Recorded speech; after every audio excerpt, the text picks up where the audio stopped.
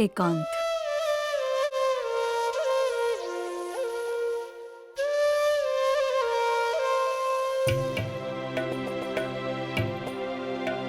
तू घबरावा मत जोधा। संतो, रीवा और कई दासी तोहरे साथ जय हैं और केहू भी हो मासा, आप तो ना होखिए ना। बापू साहब, भाई साहब, सुकन्या, शिवानी, दादी साहब, ये सब तो हमरा पास ना होखिए ना। क्या कहले ये सब ना होखी है? हम सब होखब ना तोहरे साथ। ये देखा, ये तोहरा बहनन की ओर से तोहरा खातिर भेंट।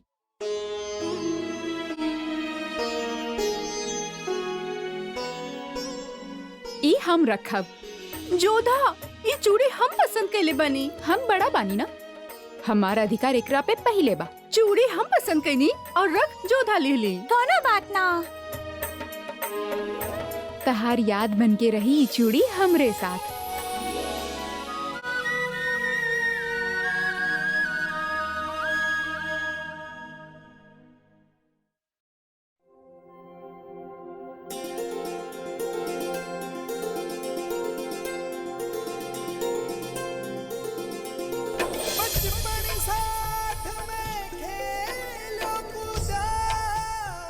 हम तो राखी बांध दिली, अब आप सबके बारी बा। बतावा क्या भेंट में दिए हमके? ये हमने सबके ओर से छुरी। ई कैसन भेंट है भाई साहब? ये छुरी सदैव तोहार रक्षा करी, तोहरा खातिर सुरक्षा कवच है। और ई दादी साहब,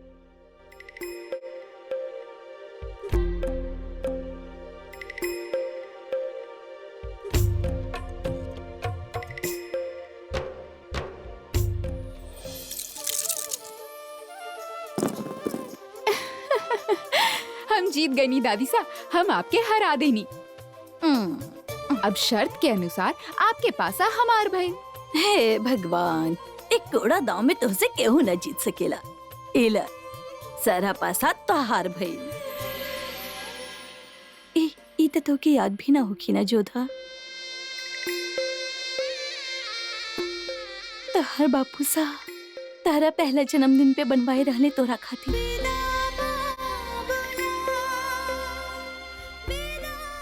पहला बार तू यही कपड़ा पहने रहली।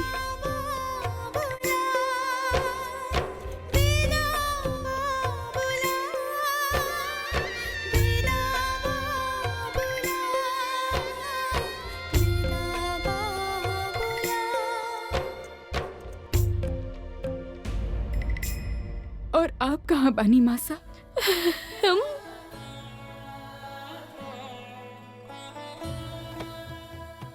ये देखा, तू भी तो हमार परछाई बाड़ू, और परछाई वो कभी शरीर से अलग ना हो खेले।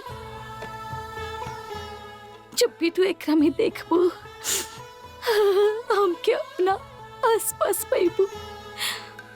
रात की नींद सताई तो हमार लोरी सुनाई दी। जब भी सांस लेबू तो हमार आशीष सुनाई दी के सदा जियत रहा हमार बच्चे।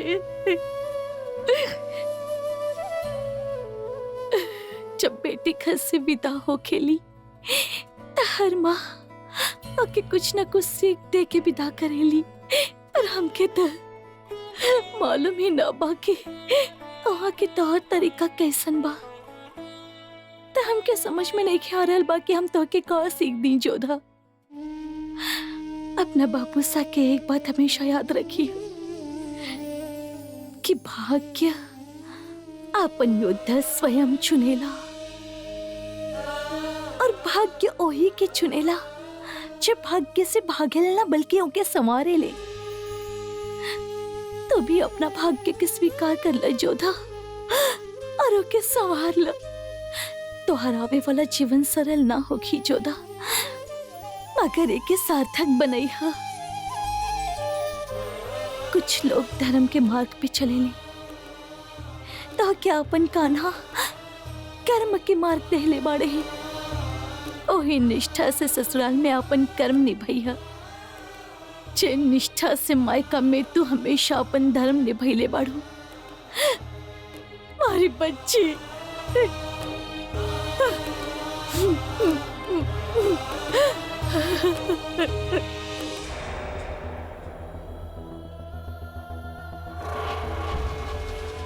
जला लिया आप।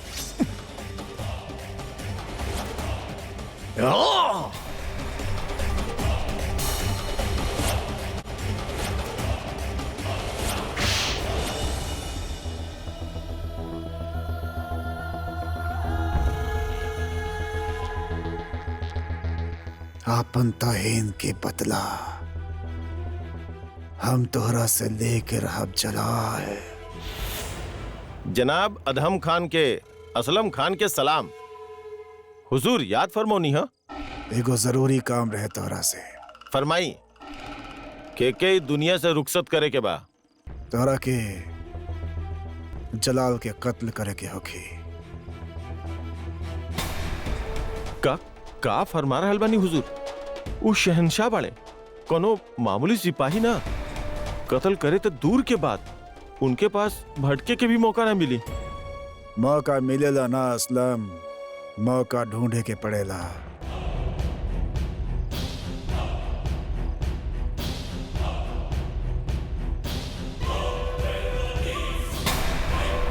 देख रहल बानी हुजूर, पूरा ही फौज तैयार बा। यहाँ से एक कदम आगे बढ़ावे के मतलब खुदकुशी कैल होखी। हमसे ना होखी हुजूर। अगर तू जलाल के कत्ल ना करबा तो हम तोहर बीवी बच्चन के कत्ल कर दे। फैसला अब तोहरा हाथ में बा। पर जनाब, ई फौजी घेरा कैसे पार कर पाइब हम? वो तो हमरा पर छोड़ दा। हम सैनिकन के अपन बात में उलझा के रखा। तू नजर चुरा के जलाल के खेमे में दाखिल हो जाइहा। और हाँ, याद रहे, नाकामयाब रहला था, समझला? जी हुजूर।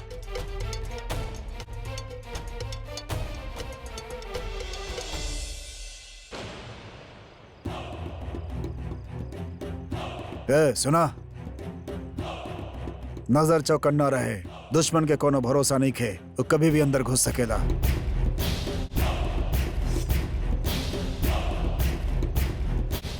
एह वक्त हमने दुश्मन के इलाका में बानी, कुछ भी हो सकेला।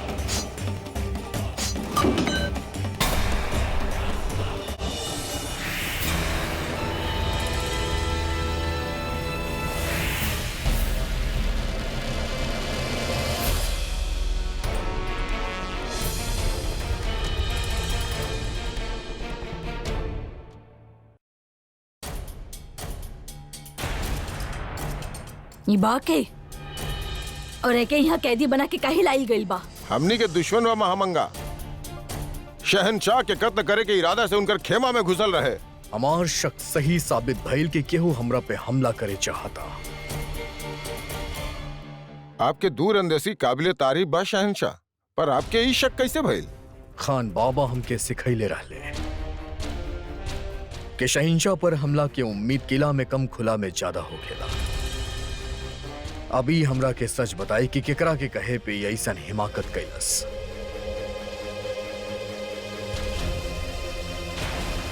बतावा।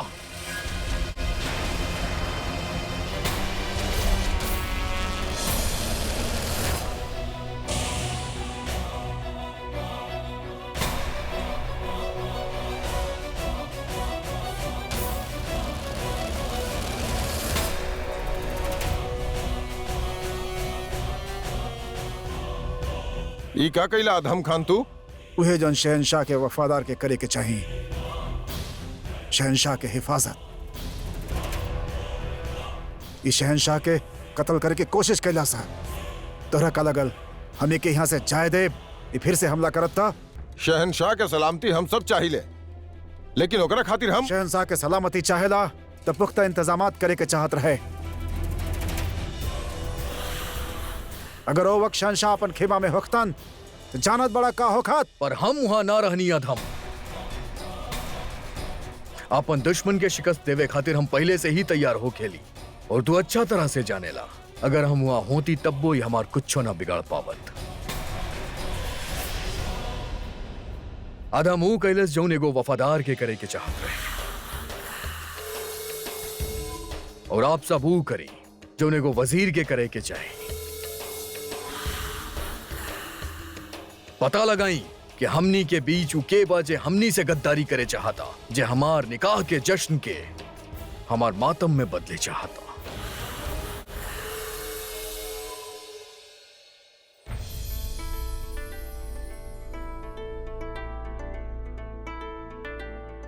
शहनशाह सहराबंदी के इजाजत बा।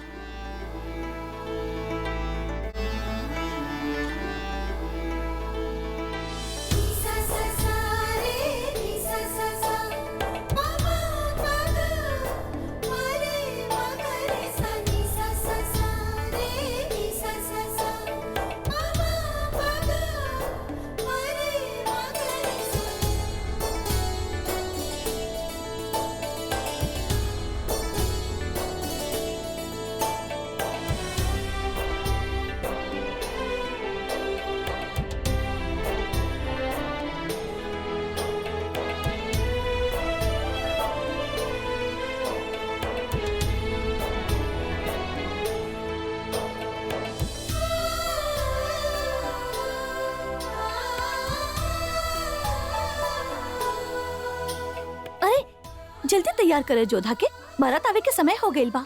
और ये शिवानी कहाँ रह गई? और क्या अपना बहन के पास होके की चाहिए? शिवानी, हम आ गई नी मासा। अब अच्छा जीजी बताई हम कैसा लग रहल बानी? काहे तोहार ब्याह बा? अरे जेकर ब्याह बा ओके सजे दना। पर जीजी हम तो अब तू चुप कर, हमके जीजी के तैयार करे दा। जल्दी से वहाँ से मांग टीका लेके आ जा। हाँ।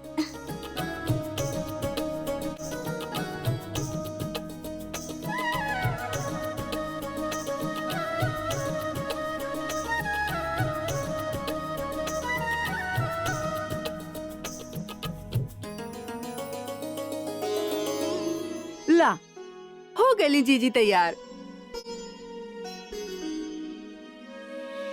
अब जरा एक बार दर्पण में देख ला कोनो कमी ना रह गई होके।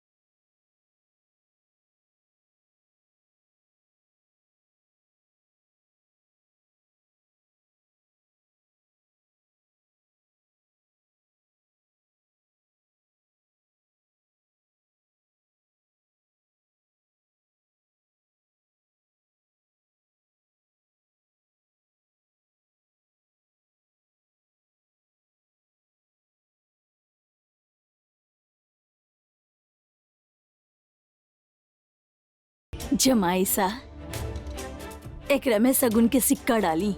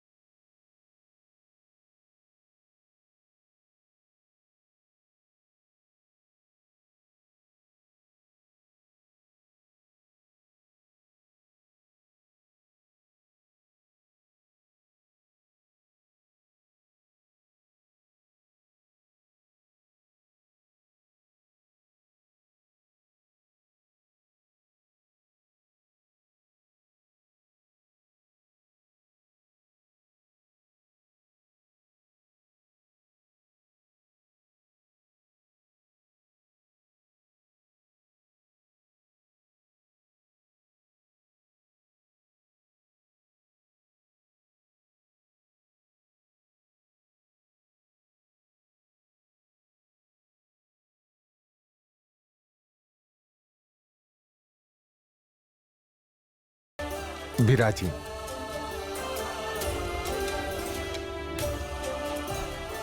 हम अभी उपस्थित होता नहीं। भगवान दास, शीघ्र अतिशीघ्र जलपान की व्यवस्था करा। जी बापू साहब। गुस्ताखी माफ शहनशाह का सारा रस्म इनकर मुताबिक होगी। कर लेवेदा इनके दिल के, यहाँ रस्म इनके हिसाब से होखेदा। आगरा पहुंचे में कितना देर बा, वहां सब कुछ हमार तौर तरीका से हुई। केहू के आतिथ्य में कोनो कमी ना होके पावे। सबकर स्वागत रस और मिठाई से करा।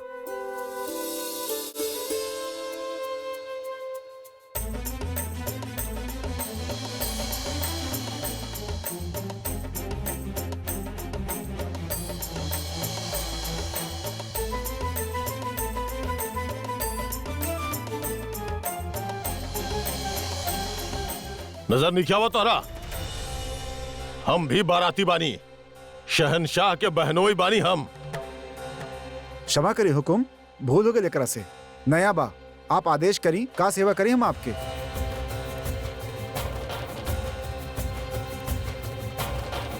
जा जाके काम करा और दोबारा इनके अपन शक्ल में दिखाइया। जा।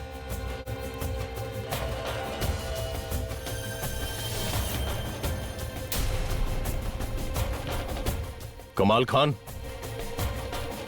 ये जो नौकर अभी गईल हा, एकर शक्ल कुछ जानल पहचानल नहीं लागत। हम तो ओकर चेहरा देखबे ना कहनी हुजूर।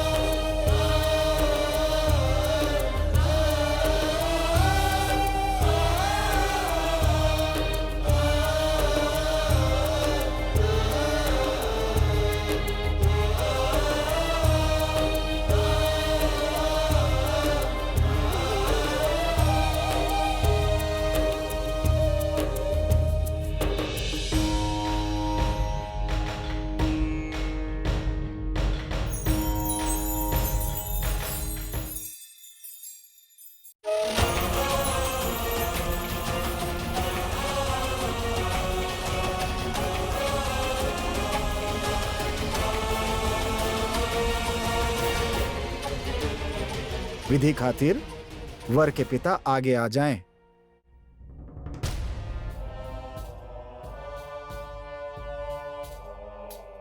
मुआफ करी, हमार वालिद के इंतकाल हो चुकल बा। आपकी ओर से कोनो और पुरुष जे विधि के संपन्न कर सकें? बड़ अम्मी हमार वालिदा जैसन ही बाड़ी, उनाते उनकर बड़ बेटा हमार भाई बाड़े।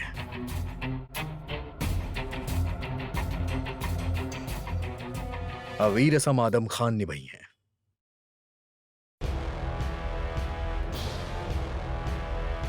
सर्वप्रथम आवे वाली बहू के स्वागत आरती से करे की होखी। ताकि उन पर कोनो कुदृष्टि होखे तो वो दूर हो जाए। ओकरा पश्चात आपके बहू के एगो भेंट देवे के होखी। आगे बढ़ी।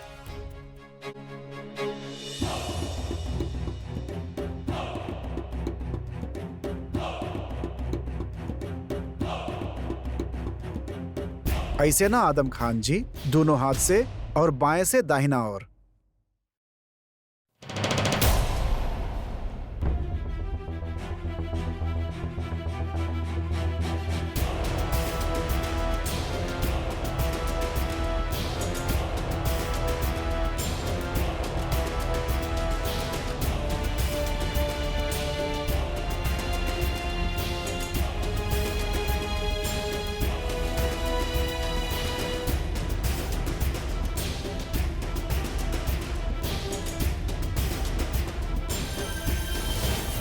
अगर आप लोगन के सारा रस्म हो गई होखे तो कुछ रस्म हम हमार भी निभा ली।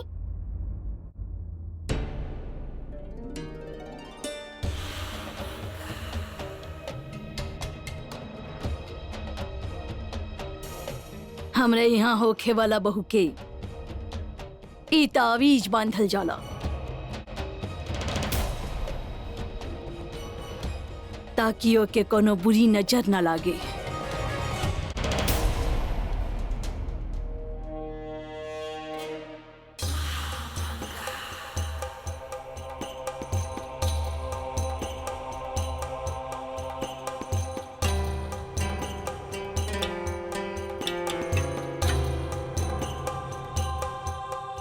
अल्लाह शहजादी के हर मुश्किल से दूर रखे।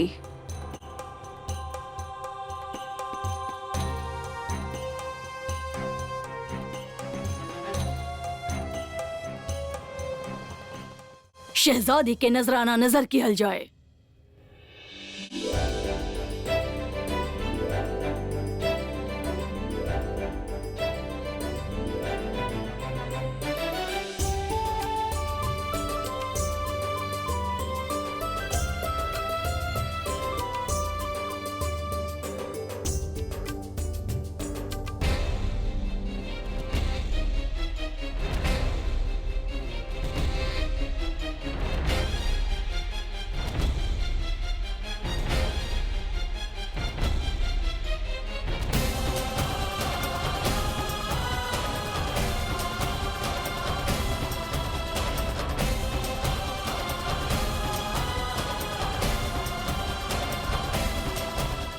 अब वर वधु आपन पूर्वजन के प्रणाम करी। आपन आपन वंश नाम या गोत्र बताएं।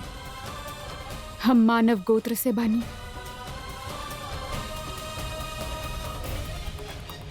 और हम तैमूर लंग के खानदान से बानी। यूनिस खान, बाबर आजम, शाह हुमायूं के खून हमार रग में बहेला। शहंशाह जलाल के बराबरी केहू न कर सकेला। पूरा जहां में नहीं खे। बहुत गहरा जड़बा इनकर खानदान के। दुरुस्त फरमाइनी आप बड़म में।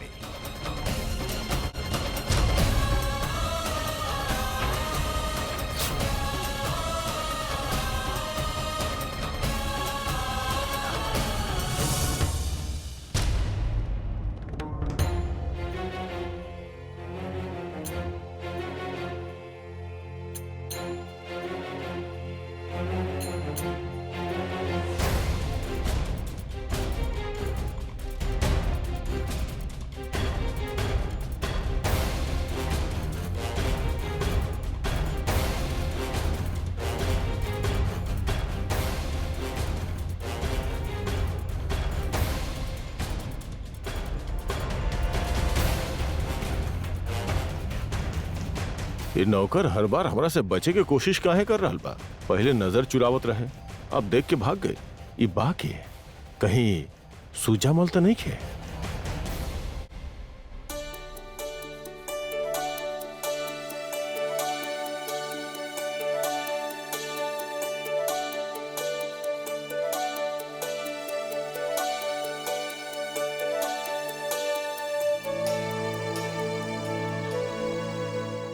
अब पानी ग्रहण विधि शुरू होखी। वर वधु अपन स्थान बदल लेवें।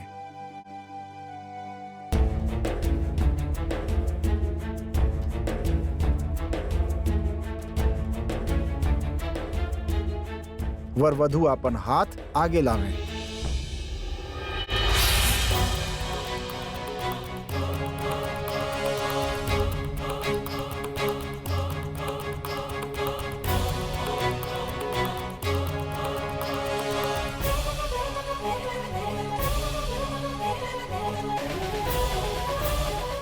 राजकुमारी अपन हाथ वर के हाथ में दी।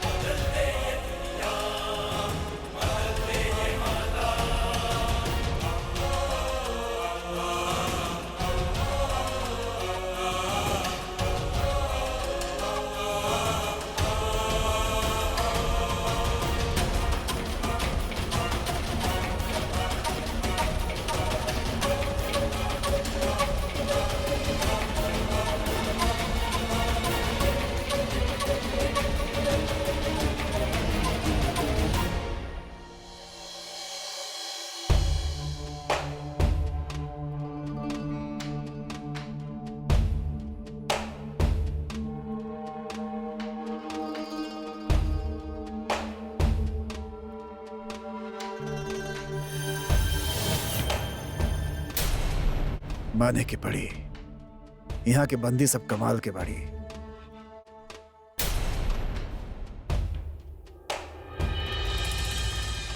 अदहम, आप हमरे साथ आई, आपसे कुछ गुफ्तगू करे चाहत बानी।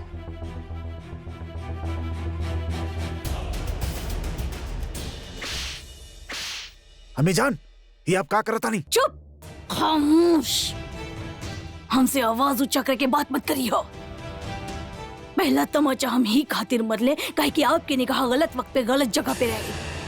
शहंशाह के निकाह में उनके रुतबे के ख्याल न रखल गद्दारी मानल चला। और दूसरा तमाचा हमके वही वक्त मारे के रहल, लेकिन मौका न मिलल। ये आप का बात करता नहीं? काब है? तू लोगन के फर्ज रहे कि शहंशाह के मर्जी के बिना उनका खेमा में परिंदा भी पर न मार सके। तब फिर वो गुस्ताख कातिल उनका खेमा में घुसल कैसे?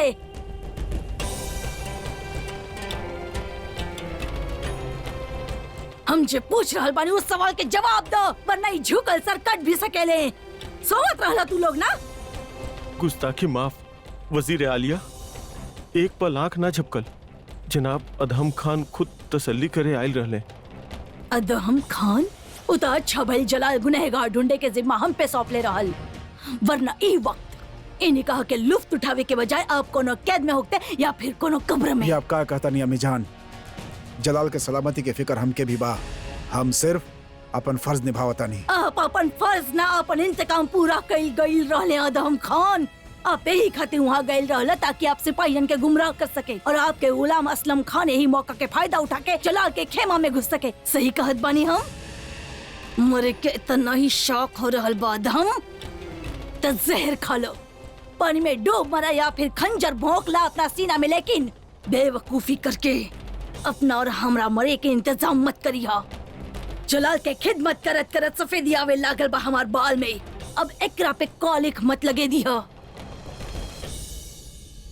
यार रुका, वहाँ लाल और पीला दुपट्टा में के बाड़ी? मोती बाई और रेबा बाई राजकुमारी जोधा के दासी बाड़ी। जा मोती बाई,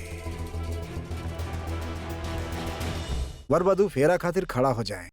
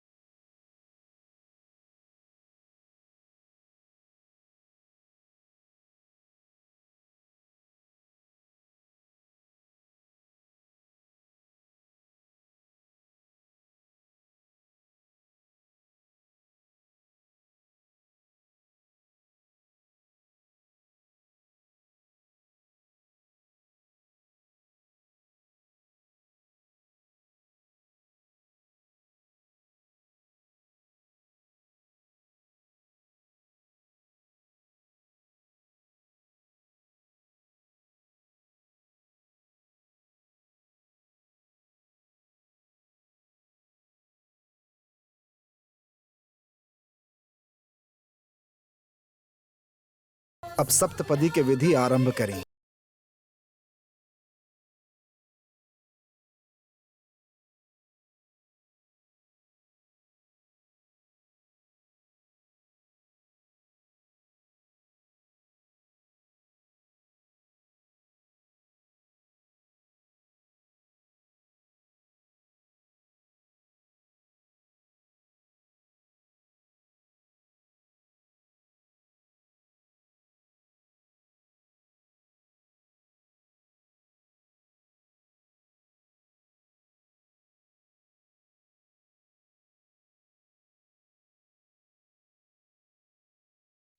राजकुमारी जोधा, आपके वचन लेवे के होखी। जौन हम कहता नहीं वो आप दोहराई। हे देव, हे देव, आपसे ही हमार सौभाग्य बा।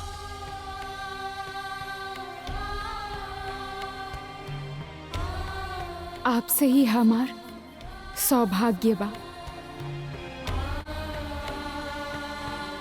पूर्व जन्म के विदित कर्मन से ही आप हमार पति भइल बानी।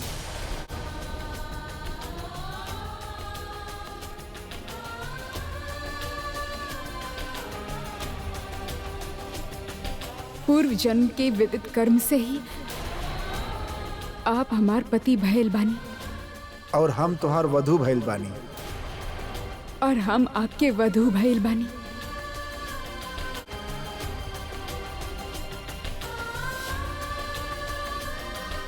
आप लोग स्थान ग्रहण करें।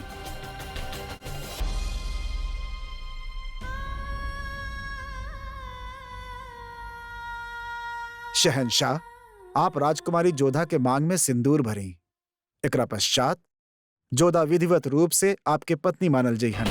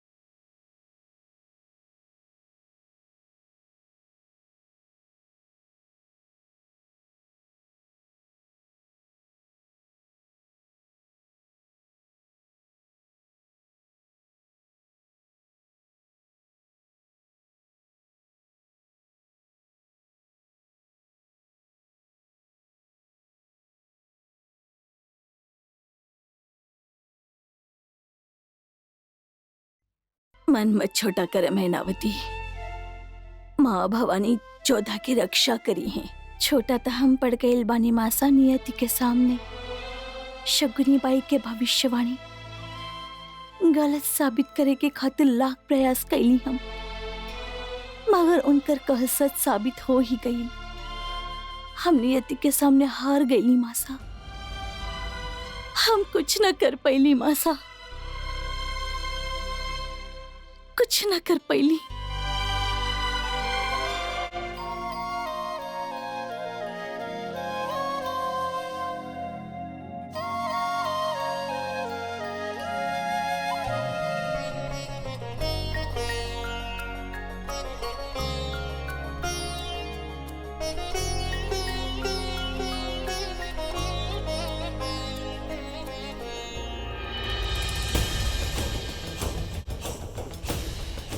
हमार जूती कहाँ बा?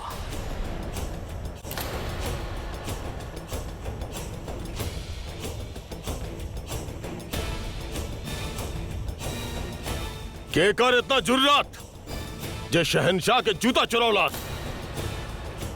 पहले भी केहू ही गुस्ताखी कैले रहे।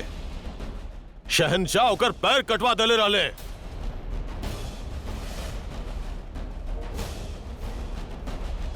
अब केकर पैर के बारी बा। के कैलस ऐसन हिमाकत? के हमार जूती चुरावे की गुस्ताखी कैलस? ओकरा फौरन हमरा सामने पेश कैल जाए, वरना हम ओकरा ओकर पैर पे खड़ा होके के लायक ना छोड़ब।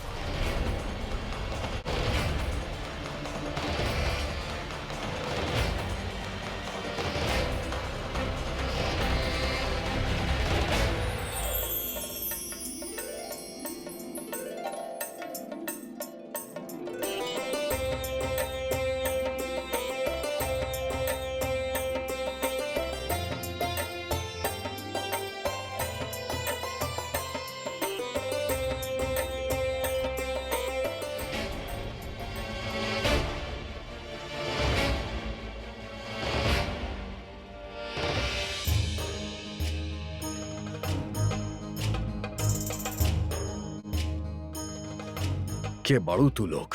हम आपके साली बानी। ब्याह में चीचा के जूता चुरावल जाला और फिर नेग लेके उके लौटावल जाला। नेक का हो खेला? जूता लौटावे के बदले जीजा अपना सालियन के भेंट दे ले। अगर भेंट ना मिलल तो जूता भी ना दे बाप के। और अगर हम नया जूती ले लेनी तो हम वापस चुरा लेब।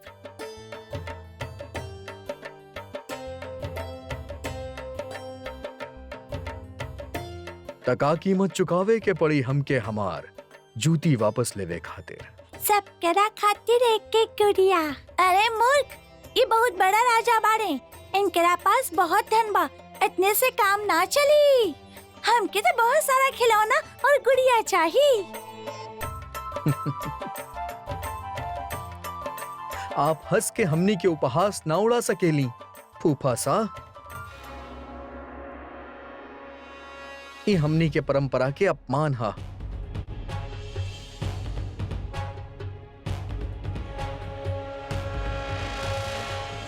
हमरा सामने खड़ होके के कमाल बहुत कम लोग कर पावेले। आप कर दिखैनी छोट राजकुमार। शरीफुद्दीन, सांभर में जितना भी खिलौना के खेमे बा उनका सारा खिलौना खरीद लिहल जाए और इनके नजर करी। इतना काफी बा? ना ना, वस्त्र भी चाहिए और मिठाई भी। सुनला तू शरीफुद्दीन? जी शहंशाह। और आपके नजराना मतलब नेग आपके बाद में मिली छोट राजकुमार। फिलहाल छोट शहजादा हमरा के हमार जूती वापस दई है। जूती दे दिहल जाए।